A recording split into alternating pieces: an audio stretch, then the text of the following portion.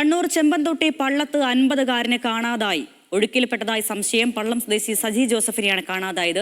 ഫയർഫോഴ്സും പോലീസും നാട്ടുകാരും ചേർന്ന് തിരച്ചിൽ നടത്തുകയാണ്. നിഖിൽ അളവൂർ ചേരുന്നുണ്ട് കണ്ണൂരിൽ നിന്നും. നിഖിൽ, ഇതെപ്പോഴാണ് ഇദ്ദേഹത്തെ കാണാനില്ല എന്ന് അറിഞ്ഞത്? എങ്ങനെയാണ് തെരച്ചിൽ പുരോഗമിക്കുന്നത്? ഈ സജി ജോസഫിന്റെ വീടിനോട് ചേർന്ന ഒരു തോട് ഒഴുകുന്നുണ്ട്. കനത്ത മഴയെ തുടർന്ന് ഈ തോട്ടിൽ വെള്ളം കുത്തി ഒഴുകുന്ന സാഹചര്യമായിരുന്നു. ഇതിനിടയിൽ ഇദ്ദേഹത്തിന്റെ വീട്ടുപറമ്പിനോട് ചേർന്ന ഒരു മതിൽ ഇടിഞ്ഞു വീണിരുന്നു. ഈ മതിലിന്റെ പുനർനിർമ്മാണം നടത്തുന്ന ജോലിയിൽ സജി ജോസഫും മറ്റൊരാളും ഏർപ്പെട്ടിരുന്നു ഇന്ന് രാവിലെ മുതൽ. ഈ 10:30യോടുകൂടി കൂടെ ജോലി ചെയ്തിരുന്നയാൾ ഒന്ന് ചായ കുടിക്കാനോ മറ്റോ മാറിയ സമയത്ത് സജി ജോസഫിനെ കാണാതാവുകയായിരുന്നു. പിന്നീട് ഇതുവരെയും ഇദ്ദേഹത്തെ കുറിച്ച് ഒരു വിവരവും ലഭിച്ചിട്ടില്ല.